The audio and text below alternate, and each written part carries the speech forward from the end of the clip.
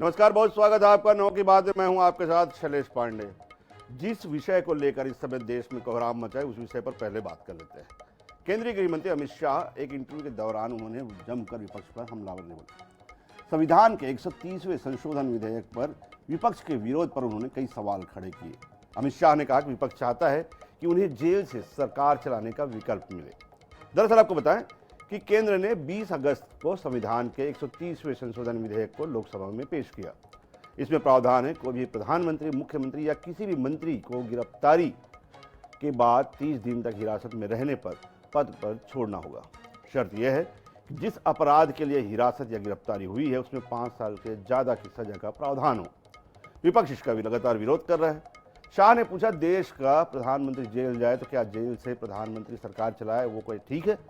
कोई मुख्यमंत्री जेल से शासन चलाए ये क्या सही है?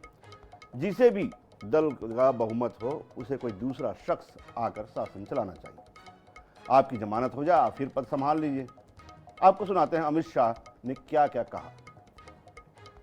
लोगों ने इंदिरा जी के समय में प्रयास किया कि प्रधानमंत्री को शील्ड किया जाए और आज भी ये प्रयास कर रहे हैं कि अगर कभी जेल में जाना पड़े तो हम आराम से जेल से सरकार बनाएंगे, जेल को सीएम हाउस पीएम हाउस बनाएंगे और वहां जाकर डीजीपी जेल से ऑर्डर लेंगे, चीफ सेक्रेटरी जेल से ऑर्डर लेंगे, भारत सरकार के कैबिनेट सेक्रेटरी जेल से ऑर्डर लेंगे, भारत सरकार के गृह सचिव जेल से ऑर्डर लेंगे कि मेरे पे आरोप लगा और जैसे ही मुझे समन आया, अरेस्ट छोड़ दीजिए, सीबीआई ने मुझे समन किया, मैंने दूसरे ही दिन इस्तीफा दे दिया था। अरेस्ट तो मेरी बाद में हुई।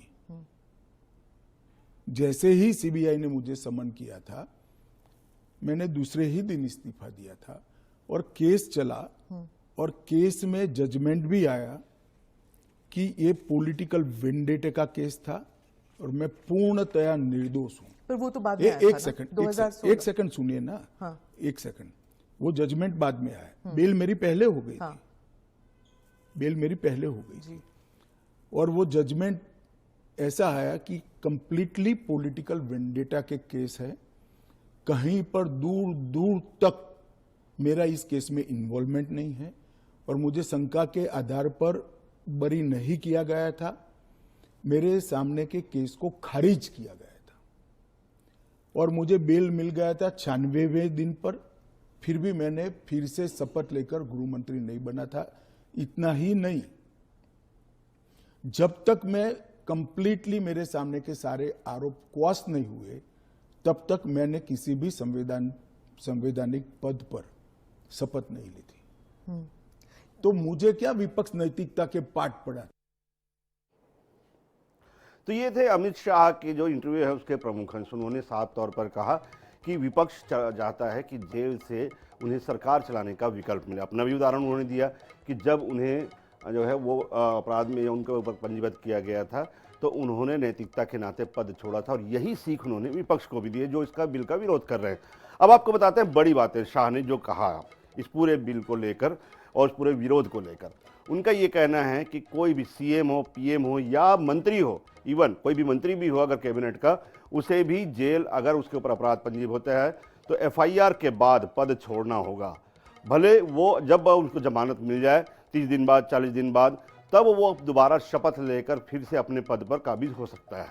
दूसरी बात, क्या अधिकारी जेल से आदेश लेंगे? ये उन्होंने बड़ा सवाल उठाया कि जो व्यक्ति जेल में किसी अपराध में निरुद्ध है क्या उसका आदेश जो है वो अधिकारी मानने के लिए बाध्य होगा? इसके अलावा उन्होंने कहा कि जेल को ही सीएम हाउस और पीएम हाउस बना दिया जाए, क्या विपक्ष भी जेल को सरकार बना ले? ये उनकी बड़ी बातें हैं जो उन्होंने पूछा है विपक्ष से जो इस बिल का विरोध कर रहे हैं। इसके बाद आपको बताएं कि जो तमाम जो चीज़ें हैं उनको लेकर उसमें सारांश क्या है, संविधान का संशोधन क्या है जिसको लेकर विपक्ष जो है इतनी हमलावर है। इसमें ये कहा गया है जो विरोध है कि 30 दिन के भीतर इस्तीफा देना होगा, लेकिन सबसे बड़ी बात यह है कि 30 दिन जेल पे रहने पर ही कार्रवाई होगी और इसी बात का समर्थन अमित शाह कर रहे हैं कि अगर आपको ये बात कही गई है कि 30 दिन अगर आपके ऊपर संगीन अपराध नहीं है, अगर कोर्ट मानता है, अदालत मानता है कि वो अपराध जो आपके ऊपर आरोप लगाए गए वो झूठे हैं, अगर आपको जमानत दे दी जाती है सुनवाई के लिए तो फिर आपको इस्तीफा देने की जरूरत नहीं है। ये सबसे बड़ी बात ये है। इस्तीफा नहीं देने पर 31वें दिन उसका पद स्वमेव रिक्त माना जाएगा। ये इसमें प्रावधान दिया गया है कि स्वमेव रिक्त माना जाएगा, उसे पद से हटाने के लिए किसी तरह की बाध्यता नहीं होगी, लेकिन वो पद रिक्त माना जाएगा, यानी उसके तमाम विभाग, तमाम अधिकार, तमाम जो चीज़ें हैं वो छीन ली जाएंगी। ये इस संविधान में जो है वो लिखित है। और अगर ये भी है कि अगर 30 दिन बाद अगर जेल मिल जाती है, बेल मिल जाती है, जमानत मिल जाती है, तो दोबारा चाहे मुख्यमंत्री हो, चाहे प्रधानमंत्री हो, चाहे वो कैबिनेट का मंत्री हो, दोबारा शपथ ले और फिर से अपने पद पर पूर्ववत जैसे वो काम कर रहे थे वैसे ही वो काम करते रहिए। तमाम चीज़ें जो प्रावधान हैं ये इस संविधान में रखी गई है, जिसका विपक्ष विरोध कर रहा है। अब मध्य प्रदेश की बात कर लेते हैं। मध्य प्रदेश में कमलनाथ की सरकार गिराने को लेकर दो पूर्व मुख्यमंत्री आमने सामने आ गए हैं। एक तरफ जहां पूर्व मुख्यमंत्री दिग्विजय सिंह ने कमलनाथ की सरकार गिरने के पीछे कमलनाथ और ज्योतिरादित्य सिंधिया में पटरी नहीं बैठ पाने को कारण बताया, तो वहीं अब दूसरी ओर पूर्व मुख्यमंत्री कमलनाथ ने ट्वीट कर दिग्विजय के बयान से किनारा किया और उन्होंने अपनी सरकार गिराने वाले ट्वीट को लेकर कहा कि मेरे नेतृत्व वाली कांग्रेस सरकार में व्यक्तिगत महत्वाकांक्षा के अलावा ज्योतिरादित्य सिंधिया को ये लगता था कि दिग्विजय सिंह सरकार चला रहे हैं बाहर से बैठकर, और इसी नाराजगी के कारण उन्होंने कांग्रेस के विधायकों को तोड़ना शुरू किया और हमारी सरकार गिराई गई। मामले में सियासत तेज हो गई है। बीजेपी कांग्रेस पर तंज कसती नजर आ रही है। कमलनाथ और दिग्विजय सिंह के बीच चल रही बयानबाजी के बीच बीजेपी विधायक रामेश्वर शर्मा ने तीखा हमला बोला। रामेश्वर शर्मा ने कहा यही तो उस समय की सरकार का तमाशा था, जनता पूछती थी सरकार चला कौन रहा है। उन्होंने याद दिलाया कि उमंग सिंघार भी कह चुके थे सरकार रिमोट कंट्रोल से चल रही है। रामेश्वर शर्मा का कहना है कि कमलनाथ और दिग्विजय सिंह कल भी लड़ते थे, आज भी लड़ रहे हैं, और यही वजह है कि कभी कांग्रेस स्थिर सरकार नहीं दी पाई। तो अब पूरे जो सियासत मची हुई है पूरी मामले को लेकर, एक जो है एक छोटे से ट्वीट को लेकर उसके बाद ये तमाम सियासत मची है। तो आपको बताते हैं कि ये सियासत मची है उसके पीछे की वजह क्या है। एक ट्वीट आया, ट्वीट के जवाब में कमलनाथ ने ट्वीट किया, उसके जवाब में दिग्विजय ने ट्वीट किया, उसके बाद तमाम कांग्रेसी और भाजपा उस पूरी लड़ाई में कूद पड़े। तो आपको बताएं कि 2020 में जो ट्वीट आया, जो सरकार गिरी थी उसको लेकर जब पहला ट्वीट आया तो उसके जवाब में ये कहा गया कमलनाथ के द्वारा कि मेरी नेतृत्व सरकार गिराने में लेकर हाल ही में कुछ बयानबाजी की गई है, और उन्होंने जवाब दिया गया कि जो बयानबाजी की गई है राय के द्वारा, मैं सिर्फ इतना कहना चाहूँगा कि पुरानी बातें उखाड़ने से कोई फ़ायदा नहीं है। ये कमलनाथ का पहले जो है जवाब था। उनका कहना है कि ये सच है कि व्यक्तिगत महत्वाकांक्षा के कारण ज्योतिरादित्य सिंधिया को यह लगता था कि सरकार दिग्विजय सिंह चला रहे हैं, और उसी नाराजगी में उन्होंने कांग्रेस के विधायकों को तोड़ना शुरू किया और हमारी सरकार गिरा दी गई। मध्य प्रदेश में जो पुराने जो सरकार गिरी थी उसको लेकर ये कमलनाथ का जवाब आया जो ट्वीट के जवाब में था। इसके बाद आपको दिखाते हैं कि दिग्विजय सिंह ने क्या कहा। ये तमाम जो बातें हैं वो कमलनाथ के द्वारा कही गई। फिर दिग्विजय सिंह ने कहा कि कमलनाथ और सिंधिया के बीच काम तय किया गया था। उन्होंने सीधे तौर पर सिंधिया को भी इस बात का जिम्मेदार नहीं ठहराया। वहाँ काम करने के लिए जो इश्यूज थे, जैसे कि सबसे बड़ा मुद्दा जो आप जानते हैं कि सड़क पर धरना देने वाली बात जो आई थी ज्योतिरादित्य सिंधिया के द्वारा, जिसके बाद पूरा विवाद बढ़ा, जो तय हुआ था उसका पालन नहीं हुआ। ये जो सिंधिया के उन्होंने अक्षरशः बातों को दोहराया कि उन्होंने कहा कि मैं प्रयास भी करता रहा, लगातार मुख्यमंत्री को समझाता भी रहा, दोनों के बीच सामंजस्य बनाने की प्रयास भी कोशिश भी की, लेकिन ये मतभेद जो है वो ख़त्म नहीं हो पाया और सरकार गिरने के कारण मेरे और सिंधिया की लड़ाई को बताया गया। ये कमलनाथ को उन्होंने सीधा एक निशाना साधा कि तमाम तरह के। अब इसके बाद आपको बता दें कि जो इसमें बीजेपी ने जो चुटकी काटी, उनका ये कहना है दोनों की लड़ाई जब 3 होगी तो बीजेपी ने, आशीष अग्रवाल है उनका कहना है जो मीडिया प्रभारी हैं, कि साथियों अब सच्चाई आपके सामने आ गई है कि कांग्रेसी कमलनाथ सरकार मिस्टर बंटाधार चला रहे थे। ये दिग्विजय सिंह की तरफ एक सीधा निशाना चुटकी लेते हुए बीजेपी की तरफ से जो आई है रामेश्वर शर्मा से पहले ये बीजेपी का जो ऑफिशियल बयान आया कि कुशासन और अव्यवस्था का बोलबाला था। सीधे तरीके से उन्होंने एक तरीके से जो कहा गया था, जो पूरे भ्रष्टाचार की जो 4 जो बिंदु आए थे उसको लेकर, इसीलिए ज्योतिरादित्य सिंधिया ने ठान लिया कि अब मध्य प्रदेश को बचाना है, सुशासन और विकास की पटरी पर लाना है। सीधे तरीके से उन्होंने सिंधिया को एक तरह से उन्होंने अपना हीरो बनाया और पूरे मामले में बीजेपी सिंधिया का बचाव करते हुए नजर आई। सबसे बड़ी बात, अब आपको एक बार बताता है कि सरकार आखिर गिरी कैसे, उसके पीछे की वास्तविकता क्या थी। ज्योतिरादित्य सिंधिया का बीजेपी में शामिल होने से पहले कुछ जो विवाद आए थे, ज्योतिरादित्य सिंधिया के द्वारा एक बयान दिया गया था कि अगर सड़कों की हालत में सुधार नहीं हुआ तो मैं सड़क पर धरना दूंगा। जवाब में कमलनाथ ने ऑफिशियली मीडिया के सामने बयान दिया कि वो सड़क पर बैठना है तो बैठ जाएं। ये उन्होंने सीधे तौर पर ज्योतिरादित्य सिंधिया को एक तरह से चेतावनी दी कि उनका हस्तक्षेप सरकार में बिल्कुल नहीं चलेगा। और यहीं से जो है पूरे जो है विवाद का शुरू हुआ। इसके बाद 2020 में ये सरकार गिरी, तमाम विधायकों को तोड़ा गया, 22 विधायक जो हैं वो बीजेपी में शामिल हो गए।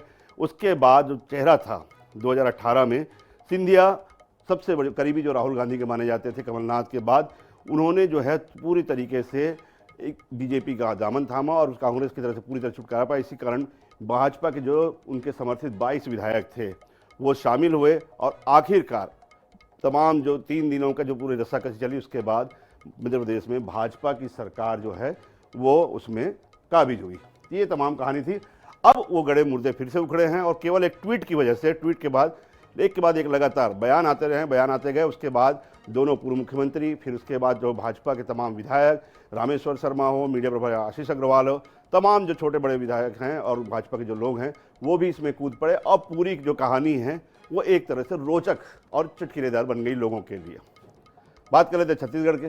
भूपेश बघेल को कांग्रेस का नेतृत्व देने को लेकर एक बार फिर बयान आया है।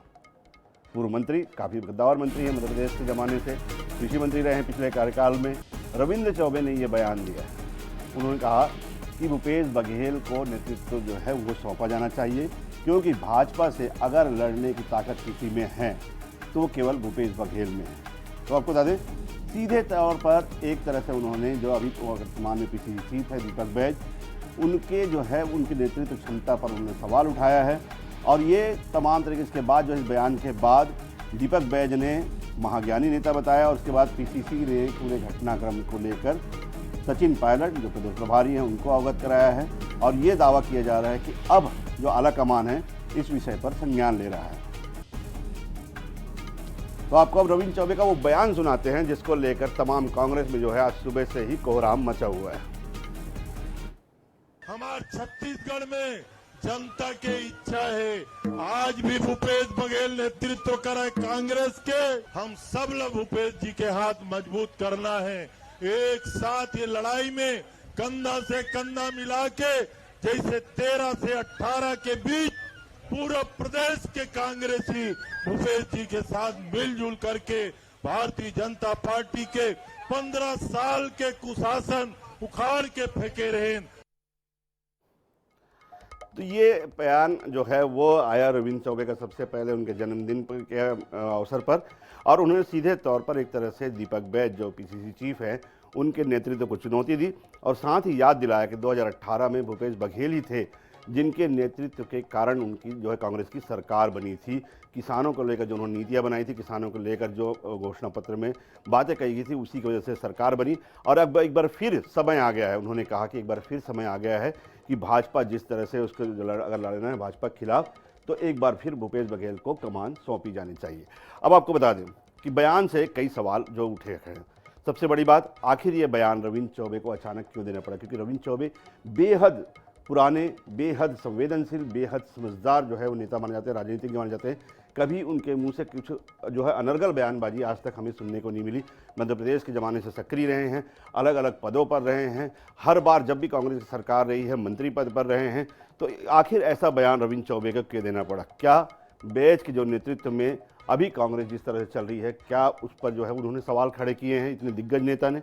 क्या कांग्रेस के भीतर गुटबाजी एक बार फिर से उभर कर सामने आ गई है, जो कि समय समय पर आती रहती है? क्या कांग्रेस खेमों में बंट चुकी है और एक खेमा जो है वो अब जो है ये पुरजोर तरीके से चाहता है कि भूपेश बघेल को एक बार फिर जो है वो किया जाना चाहिए? सबसे बड़ी बात इसमें रविंद्र चौबे के बयानों से यही बात आती है। अब इसके बाद जो कांग्रेस के रविंद्र चौबे के इस बयान के बाद जो चीज़ें हुई हैं, घटनाक्रम, उसको बताते हैं और इसके पीछे की वजह बताते हैं कि कोई बड़ा आंदोलन, देखिए संविधान बचाओ यात्रा और तमाम तरह का आंदोलन हुए, लेकिन ऐसा कोई आंदोलन जिससे सरकार को वाकई में, भाजपा सरकार को किसी तरह से जो है वो तिलमिलाहट या जरा भी कुछ फ़र्क पड़ा हो, असर पड़ा हो, ऐसा एक भी बयान पिछले 3 सालों में देखने को नहीं मिला है। जब से सरकार बनी है तो ऐसा एक भी आंदोलन नहीं देखने को मिला। दूसरी बात, जब ये यात्राएं निकलती हैं केंद्र स्तर पर जो होती है और राज्य के स्तर पर जब यात्राएं निकलती है, केंद्र के निर्देश पर यात्राएं निकलती है, तो आपने देखा होगा कि दीपक बैज और संगठन के कुछ नेता अलग यात्राएं निकालते हैं, लेकिन उनमें बड़े नेता, चाहे हम भूपेश बघेल की बात कर लें, चाहे धनेन्द्र साहू की बात कर लें, चाहे रविंद्र चौबे की बात कर लें, चाहे मोहम्मद अकबर की बात करें, चाहे शिव डहरिया की बात करें, ऐसे तमाम नेता उसमें कोई नहीं दिखा, बल्कि इनकी यात्राएं अलग अलग चलती है। और कई ऐसे अवसर भी देखे हैं जब 22 के 22 जो विधायक हैं वो भूपेश बघेल के साथ खड़े हुए नजर आए हैं दीपक बैज को छोड़कर। तो क्या ये इसी बात का जो है वो प्रमाण है कि अब दीपक बैज के नेतृत्व क्षमता पर सवाल उठाने लगे हैं बड़े नेता, दिग्गज नेता? तो ये तमाम तरह की चीज़ें हैं। अगर रविंद्र चौबे जैसे समझदार और बेहद अनुभवी नेता अगर ये बड़ी बात कह रहे हैं और इतनी बड़ी बात के नेतृत्व क्षमता पर सवाल उठा रहे हैं, तो कहीं ना कहीं इसके मायने ये निकल कर आते हैं कि कांग्रेस में असंतोष तो है, लेकिन साथ ही साथ वो असंतोष अब उस शीर्ष स्तर पर पहुंच चुका है जो कि नेतृत्व को लेकर उठती है। अब एक रोचक खबर की बात कर लेते हैं। छत्तीसगढ़ में गृह मंत्री का जिला कवर्धा, वहां के कलेक्टर गोपाल वर्मा को एसपी को पत्र लिखकर सुरक्षा मांगनी पड़ी, सुरक्षा व्यवस्था पर सवाल उठाना पड़ा है। अब ये तक आप खत पढ़ सकते हैं। खत में उन्होंने लिखा है कि बंगले की सुरक्षा पर उन्होंने सवाल उठाया है और ये कहा है उन्होंने कि 15 अगस्त को 19 अगस्त को कुछ लोगों ने कलेक्टर के बंगले के सामने, यानी उनके बंगले के सामने प्रदर्शन किया, वो भी रात को 1:30 बजे के आसपास और एक बार रात को 12 बजे के आसपास। तो क्या पुलिस व्यवस्था यही है उनके प्रदेश की कि लोग कलेक्टर बंगले के बाहर, जहां पर जो है वो प्रतिबंधात्मक धाराएं लागू है, समूह में 25-30 के समूह में लोग आते हैं और वहां पर जो है प्रदर्शन करते हैं? तो क्या सुरक्षा व्यवस्था माकूल है? क्या पुलिस को इस पर संज्ञान नहीं लेना चाहिए? ये उन्होंने सबसे बड़ा सवाल जो है उन्होंने उठाया हुआ है कानून व्यवस्था पर। कलेक्टर गोपाल वर्मा हैं, उन्होंने जो धर्मेंद्र सिंह चौबे है एसपी, उसको चिट्ठी लिखकर बाकायदा। अब पूरा मामला आपको एक छोटे से सारांश में समझाते हैं। पूरा मामला ये है कि वहाँ पर एक जो है वो तुकाराम करके व्यक्ति हैं जो कि जो है वो कार्यकर्ता है वहाँ के, उन्होंने अपनी बात जो है कहने के लिए कलेक्टर बंगले के सामने प्रदर्शन किया। पहली बात ये थी कि सबसे बड़ी बात ये थी कि पहली बात वहाँ पर जो हुआ कि एक बार 5 बंदरों की जो है वो दुर्घटना में वहाँ पर हुई, उसमें 3 बंदरों की मौत हो गई। बार बार जो है प्रशासनिक अमले को बोलने के बाद भी जब वहाँ पर उन बंदरों को लेने के लिए कोई नहीं आया, उनकी शव लेने के लिए कोई नहीं आया, तो आखिरकार उन्होंने कलेक्टर बंगले का रुख किया और वहाँ प्रदर्शन किया, अपना विरोध जताया। दूसरी घटना ये हुई वहाँ पर कि पूरे शहर में आसपास के क्षेत्र में बिजली गुल थी, लेकिन कलेक्टर बंगले में बिजली थी और ऐसी घटनाएं बार बार हो रही थी। इसकी वजह से उन्होंने कलेक्टर बंगले का रुख किया। तीसरी बार ये हुआ कि 40 के 40 ट्रांसफार्मर वहाँ पर जो है एक साथ काम नहीं कर रहे थे बारिश में, और जब ट्रांसफार्मर के लिए उन्होंने प्रशासन को चिट्ठी लिखी तो वहाँ पर जो है किसी तरह से वाहन की उपलब्धता नहीं कराएगी, किसी तरह व्यवस्था नहीं की गई ट्रांसफार्मरों के लिए, तो आखिरकार बैलगाड़ी से ट्रांसफार्मर लेकर उन्हें जाना पड़ा। और इन्हीं तीनों घटना की वजह से जो है उन्हें अपना विरोध जताने के लिए कलेक्टर बंगले के पास गए और कलेक्टर को उन्होंने उनके वहाँ पर सामने बैठकर भजन कीर्तन कर जो भी उनके तरीके होते हैं वो उन्होंने तरीके आजमाए और इसी बात को लेकर कलेक्टर खफा थे और सीधे तौर पर सार्वजनिक तौर पर जो है उन्होंने चिट्ठी लिखी एसपी को कानून व्यवस्था को लेकर। धनंजय सिंह ठाकुर हमारे साथ हैं, बेहद अनुभवी जो है प्रवक्ता हैं कांग्रेस के।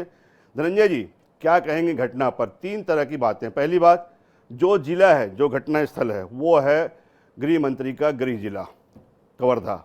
दूसरी बात यह है सार्वजनिक तौर पर ऐसा नहीं है कि कलेक्टर ने फ़ोन करके एसपी कहा हो कि भाई मेरे बंगले में जो है वो लोग आकर रात को 1:30 बजे हंगामा कर रहे हैं, तुम क्या करो। सार्वजनिक रूप से चिट्ठी लिखकर उन्होंने जो है बात कही है, क्या कहेंगे?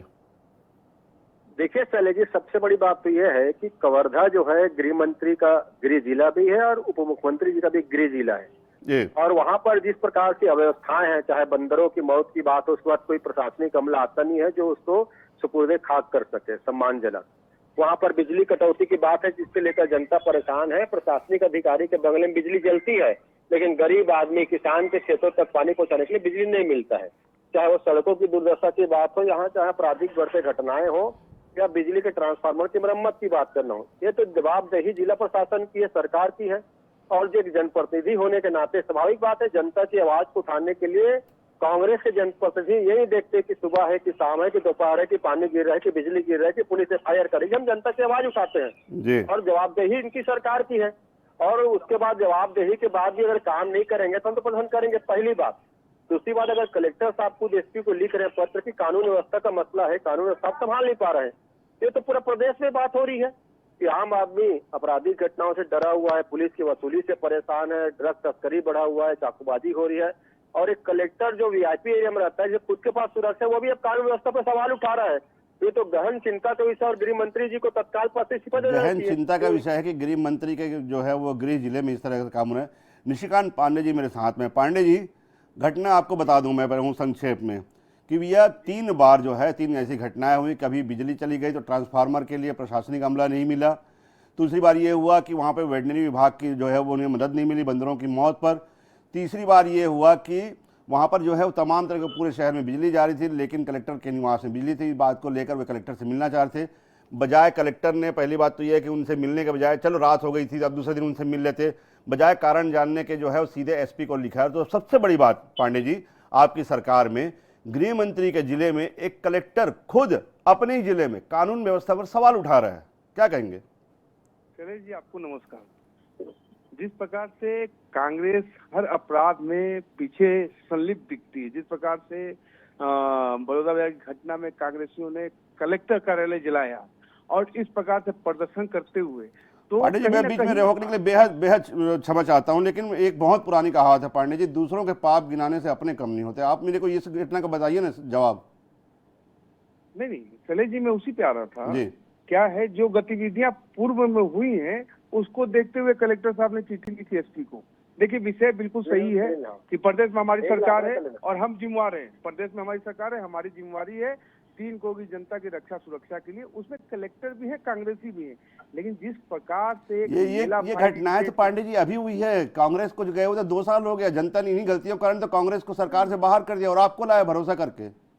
नहीं, शैलेश जी लगातार हम प्रयास कर रहे हैं, मॉनिटरिंग बढ़ा रहे हैं, पेट्रोलिंग बढ़ा रहे हैं, थाने भी अलग से खोल रहे हैं, सारी व्यवस्थाएं बनाई जा रही है। लेकिन जिस आपातकाल से प्रदेश को बाहर निकाला गया, अपराध के खंड से हमको बाहर निकालना पड़ा प्रदेश को, तो उसमें समय लगता है, लेकिन ग्रेजुअली ये सारी चीजें बदलनी शुरू हुई और बहुत अच्छी स्थिति में आई। अभी भी कंट्रोल करने की आवश्यकता है, अभी भी और ताकत से इसको चुस्त दुरुस्त करने की आवश्यकता है। उस पर हमारे प्रदेश के गृह मंत्री काम कर रहे हैं। लेकिन इस प्रकार से हर अपराध के पीछे पंजा छाप दिखता है तो भय होना वास्तविक है। लेकिन फिर भी मैं आपके माध्यम से फिर मैं वहीं आऊंगा।